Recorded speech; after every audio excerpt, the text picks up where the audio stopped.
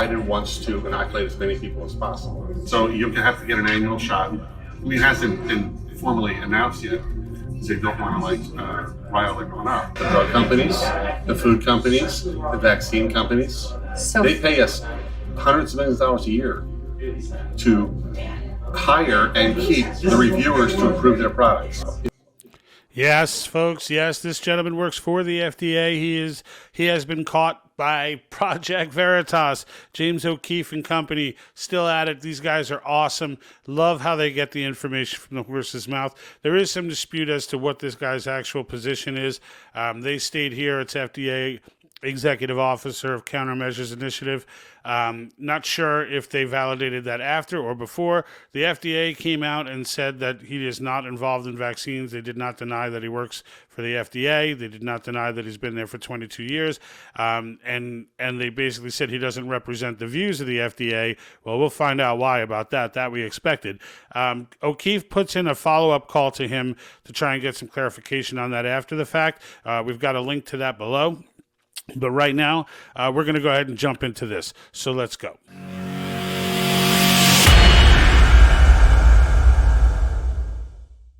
Okay, so Project Veritas strikes again. We're going to get into the video in just a moment where he breaks down for this guy thinks he's on a date. You got to love how they operate. This guy thinks he's on a date. She's recording the whole thing. He knows she's a journalist, so he should have been on guard from that standpoint. You just can't trust. I mean, if you're just sitting down, some pretty lady asks you to go to dinner, and she's a journalist, and you work for the FDA in today's day and age, you need to watch out. But anyway, he didn't, so he sat there and had an open conversation with her about the vaccine, about what he thinks about it, about things like that, and it's quite interesting. We're going to get into that in just a minute. I do want to let everyone know beforehand, make sure you smash the subscribe button to get Article 5 updates.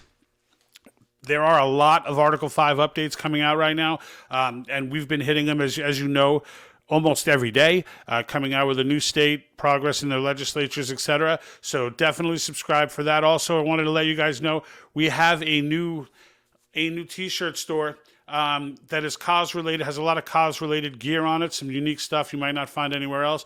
This one in particular is my favorite.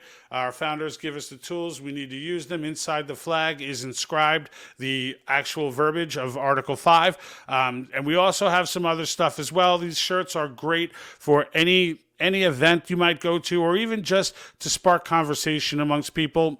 Ladies, gentlemen, doesn't matter. Binary, all 63 genders are covered with these shirts. So go ahead and get out and get one. Make sure you're showing your support for Article 5. We also have some other designs as well. This one is one of my favorites. George is the only Mason influencing change in America. That one's for the people who actually understand the history behind Article 5. We just thought it would be a fun way to show your support for Convention of States, for Article 5 in our Constitution, and to support Convention of States action, as well as the Patriot think tank. Let's go ahead and get into this video. So this gentleman, Christopher Cole, you're gonna be interested in some of the things he has to say. A lot of you are going to be, especially with our base, a lot of you are going to be like, I've been saying this for 2 years, but in the end, it's always good. And this is why Project Veritas is so great. It's always good to hear it come from the horse's mouth. So here is the FDA manager, a manager at the FDA, gone ahead and discussing this over what he thinks is just a nice dinner. If they can get every person required at an annual vaccine, that is a recurring return of money going into their company. I mean, just from everything I've heard, they're not going to not approve this. I'm a manager for the Food and Drug Administration. My agency oversees vaccines, vaccine approvals, and devices for vaccines. And my office clears all the emergency approvals. Because since COVID is under an emergency order, we expedite the approval of any emergency. I've been there for like 22 years. So you hear his description, right? That's his take to her. Now, what we're trying to clarify here, because you know we don't like to just talk smack if we don't have all the facts, what we're trying to clarify, the FDA has said that he is not involved in the vaccines, in their vaccine policy. He clearly stated that he was. Now, the question is it's not above the FDA, or I should say below the FDA, to just come out and lie about something like that. So we'll get to the bottom of this Christopher Cole and what exactly his position is. But the fact is, they don't deny that he's been with the FDA for 22 years. They don't deny that he is with the FDA. He clearly is with the FDA. The question is, what department is he in? Was he just saying this stuff to kind of ham it up on a date, or was he really, is he really have this? But here's the, we got confirmation of this stuff through the Pfizer employee that they caught months ago. But this is just interesting to listen to this man speak. So here we go. You have to get an annual shot. I mean, it hasn't been formally announced yet, because they don't want to rile everyone up. I think what's going to happen is it's going to be a gradual thing. School's going to mandate it. Why do they need the third one? For the same reason that you or I would need the third one, because the vaccine, it wanes. Your ability to fight it wanes, so the 3 will bolster your system, and then there will be an annual, eventually an annual, just like the flu shot. So here he's telling you about the way it's going to go annual. He's not saying they're going to mandate it annually, although he is saying they're going to mandate it in schools, which means you will probably have to get the shot every year. So whether or not it becomes mandatory is going to be something we'll have to wait and see. But it does, I mean, based on everything. Look, this is never going away, folks, right? And what he's saying about these annual shots is telling you that this is never going away. This and we agree in a sense that this is very flu-like. It probably will come back every year. But it's also very flu-like where it's not a panic situation. It's just a sickness. It's not a situation. This is not smallpox, okay? This is not, the plague. And even if it were smallpox, if it were that serious, people would be going to get vaccinated on their own. But it's not. And in the end, most people know someone who's gotten COVID at this point, and we've all gotten it, and we ended up getting sick. We felt horrible, and then we got better. Now, if you're over 80 years old and you've got serious comorbidities, COVID's not the only thing you're worried about. You're worried about all kinds of stuff at that point. The people that can die from COVID, and generally do, are people that would die from pneumonia. They potentially could die from the flu. They potentially could die from all types of things, of which COVID is only one. So the idea that we're in a state of emergency is enough craziness of its own. And now she's going to get into the toddlers. So she's like, for the toddlers? Toddlers. Well, for everyone.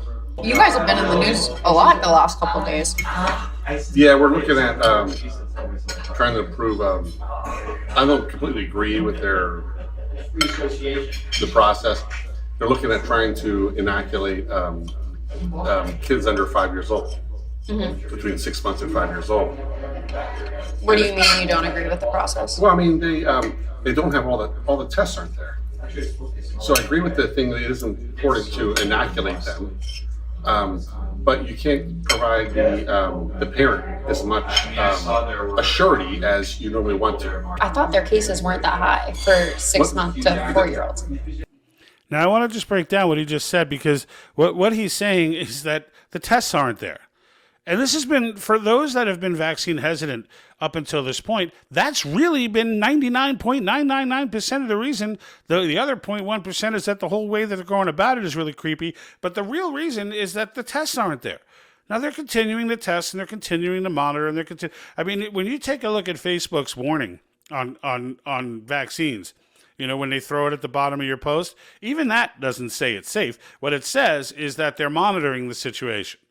Well, when they say they're monitoring the situation, you're what they're monitoring, okay? You're what they're monitoring. Now, I don't care if you take the vaccine or not. Like I said, my wife has taken the vaccine. She's gotten both doses, and in the end, she got COVID worse than all of us. We all just went through it. I came home with it from a trip and then gave it to my wife, and, my daughter had it 2 weeks before that, and in the end, my wife got it far worse than I did.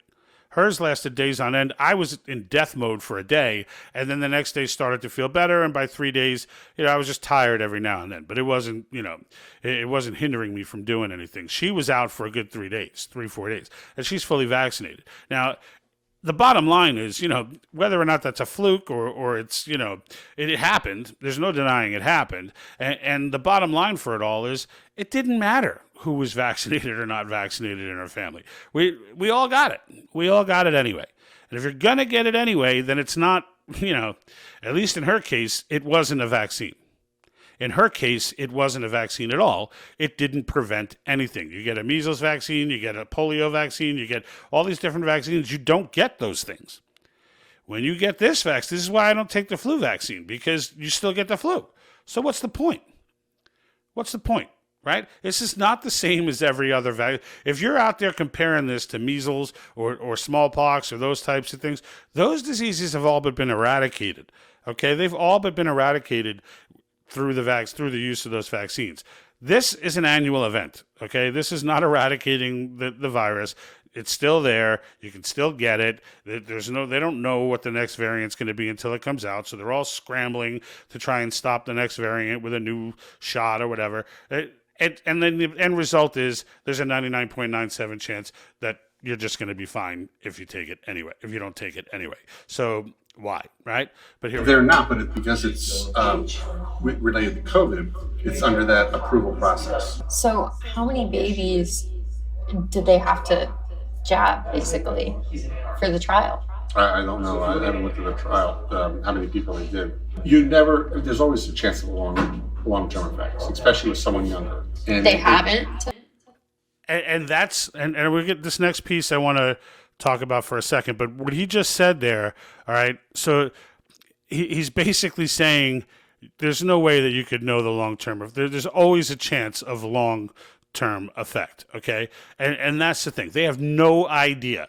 There's anyone who told you that there are no long-term effects to this is lying to you. I don't have to read studies to know that they're lying to you. They're lying to you because not enough time has passed. Physically, not enough time has passed for there to have been a longitudinal study on this vaccine. So everything in the long term is a complete freaking crapshoot.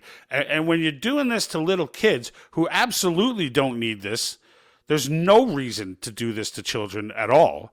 Okay, there's none. The threat to them is almost zero. All right, so they may get a little sick, but it's not like, infants can get this and it's like, whatever. They get a little fever and they're over it.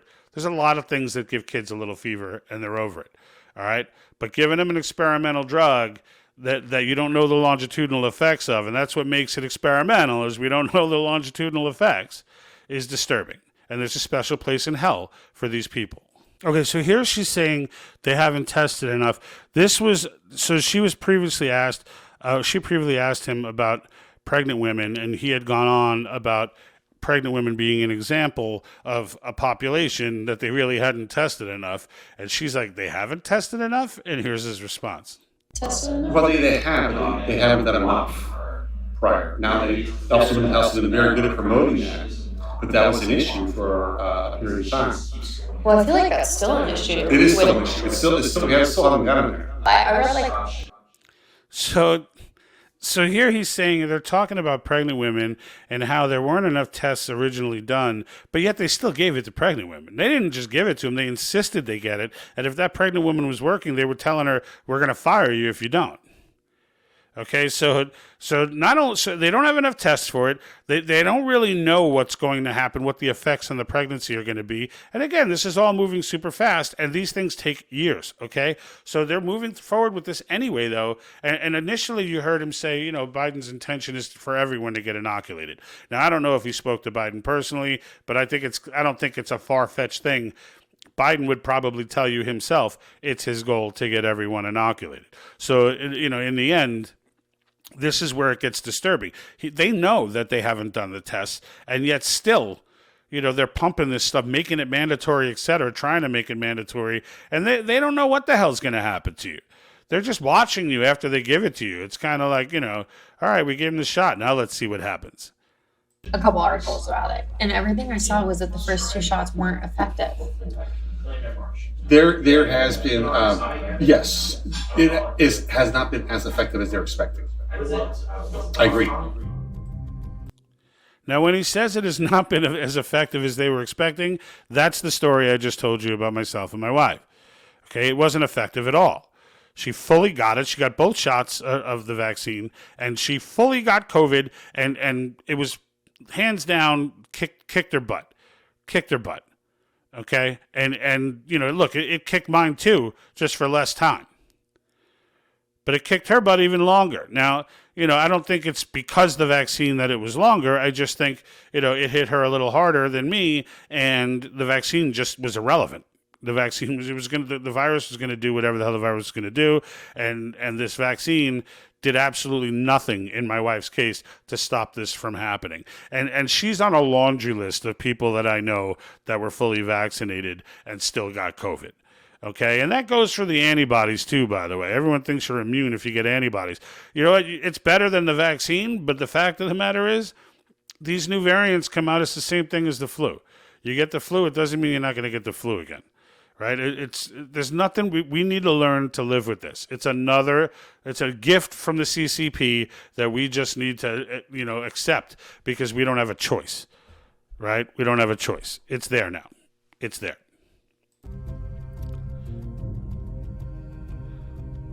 So here's the statement from the FDA saying this person purportedly in the video does not work on vaccine matters and does not represent the views of the FDA. Now, saying that he doesn't represent the views of the FDA, that's pretty, clearly he's not representing the views of the FDA. The views of the FDA are pretty twisted. If you represent the views of the FDA, you got separate bag of issues that you need to deal with. So kudos to the guy on that. That's a compliment, saying he doesn't represent the views of the FDA. But saying he doesn't work on vaccine matters, this is where I'm telling you, go to Project Veritas, check their latest video. James O'Keefe calls the guy, and the guy doesn't even realize, even at that time of the phone call, that he was about to get put on blast. But the guy starts to backtrack a little and kind of go forward a little and whatever, and we don't really know. So it sounds like he might have hammed up his importance to some degree, but still, he's a 22-year employee of the FDA. That wasn't hammed up.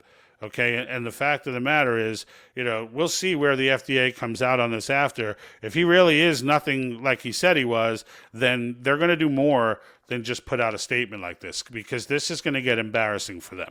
I'm sure I'm not the only person blowing this up and helping Project Veritas and getting the word out on this situation. So, we'll see how that plays out. And if it does play out interesting, we'll go ahead and make another video on it to follow up. But this lady, here she is. And if all that doesn't raise some eyebrows, just wait until you see what he says in part 2 about the billions of dollars exchanging hands between our government and Big Pharma, and what really goes on behind the scenes during the approval process. There's almost $1 billion a year going into FDA's budget from the people we regulate. From the people we regulate.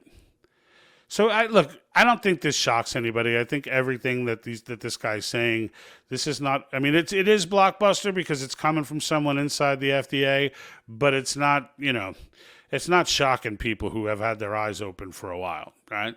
It's not shocking us. Every person required an annual vaccine. That is a recurring return of money going into their company. I think you get the idea as to what their situation is and what that guy's opinions are, and I think his opinions are very much in line with a lot of Americans, right? All the Americans who are out there, Republican, Democrat, doesn't matter. If your job was in jeopardy, if they were coming after you personally over this thing, you were just naturally hesitant to get this vaccine for your own reasons, whether it be religion or just thinking it's weird, whatever your story may be,